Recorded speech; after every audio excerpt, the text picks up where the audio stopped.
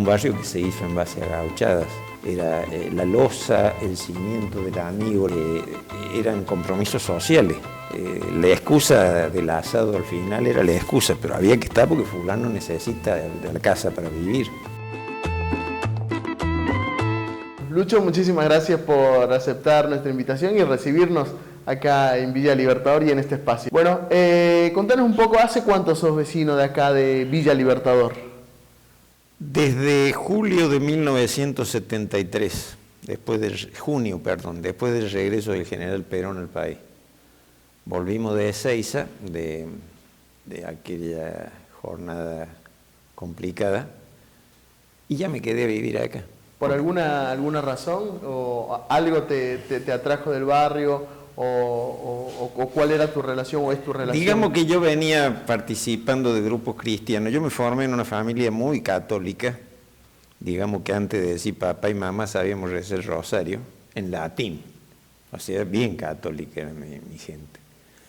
Y eso me formó muy fuerte porque la militancia de mi viejo era así, era full con la iglesia.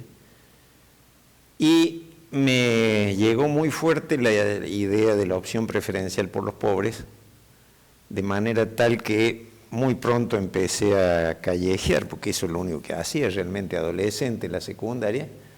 Visitaba gente que conocía en distintos barrios, en distintas villas, y vine a parar a Villa El Libertador, donde vivían unos amigos míos de hace mucho tiempo. Pero ahí inicia tu militancia también política de alguna manera. Claro, porque digamos que de la formación católica, yo más o menos madura la opción preferencial por los pobres y madura una opción política, o sea, no descreo de entrada de todo lo que es caritativo, desde chico digo, descreo de eso, ¿no? O sea, me parece que la cosa era realmente un compromiso y encuentro en el peronismo esa cuestión. Y una experiencia de esa naturaleza, bueno, a mí me sensibilizó, me enamoró. Y dentro de eso, muy pronto me encontré militando en Montonero, en el peronismo montonero. Me enamoré también de Eva, entonces nos terminamos casando al año siguiente, y en 1975, en agosto, nos llevaron presos. O sea, me duró poco, digamos, la primera parte de la militancia. Yo estuve 7 años y medio, ella estuvo casi 8 años en cárcel. Salimos en el 82, 83, fin del 82. Ella 7 años como detenido. Sí, a disposición del Poder Ejecutivo Nacional. Eso quizá por ahí te marca como un antes y un después en tu vida, el estar quizás 7 años detenido, pero ¿cómo fue para vos todo ese trayecto? Digamos, la estadía no es para conversarla porque se presta mucho para el morbo, ¿no? Sí. Yo siempre tomo como experiencia lo que fueron los primeros juicios a las juntas militares. Generaron una reacción de rechazo en la población porque los diarios, yo siempre digo, chorreaban sangre. Entonces eso, claro, ¿a quién le gusta hablar de esas cosas en esos términos? Y el trabajo que hacen los organismos de derechos humanos después es lo que permite retomar la conciencia de lo que había pasado en los términos que hay que retomar, reconocer la verdad, la memoria y la justicia, pero sin entrar en la morbosidad, sin entrar en detalle. A mí el tema de estar en la cárcel me pareció durísimo, pero creo que la cuestión de las convicciones te ayuda, la cuestión del acompañamiento de otro montón de gente que estábamos juntos. Que de alguna manera todos piensan igual. En nuestro caso salir fue duro porque realmente los cambios que se habían producido en la sociedad eran, claro, para el que vive permanentemente y todos los días, no los nota. Yo los veía con mi familia, con mis hermanos, que decían, no, sí está todo bien, qué sé yo, viste, incluso con algunos vecinos que nos reencontramos, decían, no, nosotros lo pasamos bien, qué sé yo, en la misma charla, a los 10 minutos, te terminaban contando las noches que habían dormido sentados, porque estaban las tropas en la calle. Entonces vos decías, ¿de qué manera se bloquea lo que ha sido traumático, ¿no? Entonces, los cambios más brutales que se notan es el avance del individualismo en la gente. Lo que decía, las juntadas, el juntarse, no sé, para construir la casa de algún vecino o para distraerse, no sé, los bailes que decías, los encuentros, quizá también te llevó a vivir muchísimas anécdotas con los vecinos. En lo que hace a lo anecdótico de la vida común, sí, cualquier cantidad de veces. Yo debuté como albañil en una loza que no tenía ni idea de lo que era hacer una loza. Entonces agarraba, primero me quise meter en la cancha la cancha es la montaña de mezcla que se hace. Me quise meter en pata y me agarró un viejo, dice, ¿qué va a hacer mi hijo? ¿Le va a quemar los pies? Bueno, está bien. Y después agarré el balde para alcanzárselo al tipo y lo quería agarrar así. Y claro, no llega. Vino un viejito que era la mitad de lo que soy yo ahora, o sea, flaquísimo. Con un dedo lo tiró al balde arriba y yo con una vergüenza bárbara. Ahí me enseñó cómo era tirar el balde, ¿viste? O sea, ahí aprendí, ese fue mi debut de albañil. Por supuesto, igual al otro día tenía las manos todas una sola ampolla. ¿Qué sabía yo? Bueno, ahí estaba aprendiendo. Por ahí entre los oficios, decimos.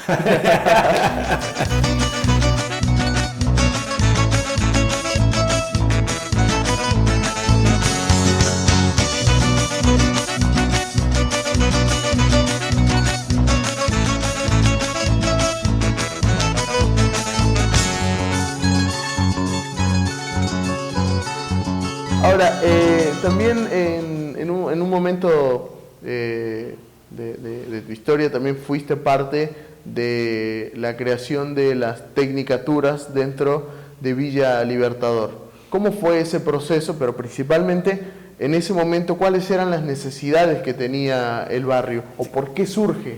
Y en realidad es un camino muy largo, porque cuando, a ver, tomemos como base la llegada de la democracia en 1983, en toda la zona sur había 5 escuelas primarias y 2 secundarias. Específicamente en Villa El Libertador, donde estamos nosotros, había 3 escuelas primarias y ninguna secundaria. Y lo primero que yo aprendí cuando volvimos de la cárcel, esto fue uno de los cambios que más me chocaron, es que cuando yo dejé de estudiar ya estaba trabajando, con aporte jubilatorio, salario, aguinaldo, vacaciones, todos los chiches de un trabajo en blanco, y era joven. Me tocó el servicio militar, que en ese tiempo era obligatorio, me guardaron el trabajo hasta que volviera. O sea, ¿me entendés las condiciones? Entonces, casi como que en mi caso era una opción poder dejar de estudiar. En muchos otros casos nunca fue una opción. O sea, yo eso lo tuve claro siempre, pero bueno, me aprovechaba de mi situación. Claro. Pero cuando salimos de la cárcel, empezaban a notarse los primeros grupos de chicos en las esquinas. Chicos que iban quedando fuera de la escuela, sin escuela. Y yo ahí me di la diferencia. La diferencia en que yo ya tenía una cosa encarrilada y los pibes no la iban a tener. Y no solo no la iban a tener, sino que el efecto en lo económico de los militares es que ya se afectaba el mercado laboral. Entonces, pibe que no tenía algún estudio ya rebotaba en todos lados, y si rebotaba en todos lados terminaba en la esquina.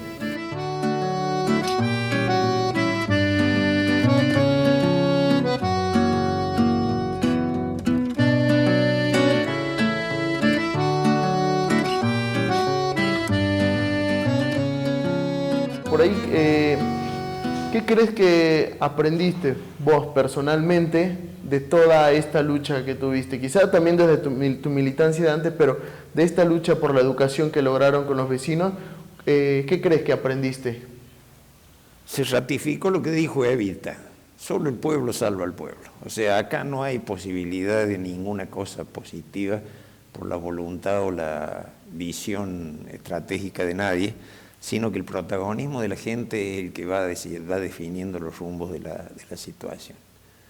Entonces, cuando habíamos avanzado ya interesantemente, habíamos conseguido escuelas primarias y secundarias, evaluábamos que seguía existiendo una discriminación muy marcada en las escuelas.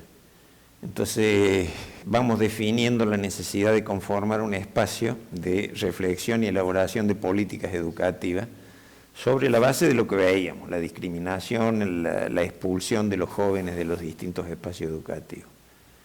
Y de esa reflexión van surgiendo nuevas propuestas, ¿no? En un relevamiento que se hace en los 6º años de los secundarios, surge un dato muy llamativo: el 80% de los muchachos quiere seguir estudiando, pero lo expresan como un sentimiento de lejos, así como un sueño inalcanzable. Entonces, bueno, hay que ponerse a trabajar por la educación superior. Y a todo esto, con el tema de seguir luchando por la educación acá en Villa Libertador, ¿cuál es la situación hoy día de las tecnicaturas? Sí, existen muchos problemas. En primer lugar, nosotros estamos funcionando con las carreras de nivel superior, porque además de la tecnicatura en informática surgió enfermería, y el año pasado empezó el profesorado en lengua y literatura, ¿no? Y todas funcionan en escuelas primarias, lo cual cierra la posibilidad de otras opciones en otros horarios. Pero a esto se le suma que en el último tiempo se ha registrado como un replanteo en las políticas educativas. Mi opinión personal es que es un replanteo que viene de nación, de la nueva situación política nacional, porque tiene toda la cara del ajuste que se está realizando en todos lados. Entonces, esta dificultad es muy fuerte porque nos afecta. Nosotros, digamos, sobre todo los que somos más viejos, veníamos muy embalados, muy entusiasmados, porque lo que hacíamos era una cuestión muy creativa. Estábamos discutiendo permanentemente políticas de inclusión, educación con mirada comunitaria. De todo lo que me has contado, has recorrido muchísimo, tenés mucha historia dentro de Villa Libertador, tanto de manera individual como de manera conjunta con los vecinos. ¿Cómo definirías vos, en una o varias palabras, a Villa Libertador? Es una ciudad que pasó de ser lo que sería un pueblo tranquilo del interior a una ciudad enquilombada con un ruido bárbaro. Digamos, es una parte que uno la añora porque ese clima de pueblo tranquilo era muy lindo, la verdad. Sí tiene vida propia en cuanto a la expresión, con altibajo, ¿no? Tampoco. Por ahí hay muchos lugares en donde se tiene una idea idealizada de lo que es Villa Libertador. Villa Libertador tiene vida propia y tiene fuerza. De hecho, hay mucha gente que le teme a Villa Libertador por respeto, no porque tenga miedo que le vayan a chorear, que te dicen todos que son todos choros, no es esa la razón. Es una cuestión de respeto, porque saben que cuando la villa se planta, se planta. Eso es así. Bueno, Lucho, muchísimas gracias. Gracias, Pedro.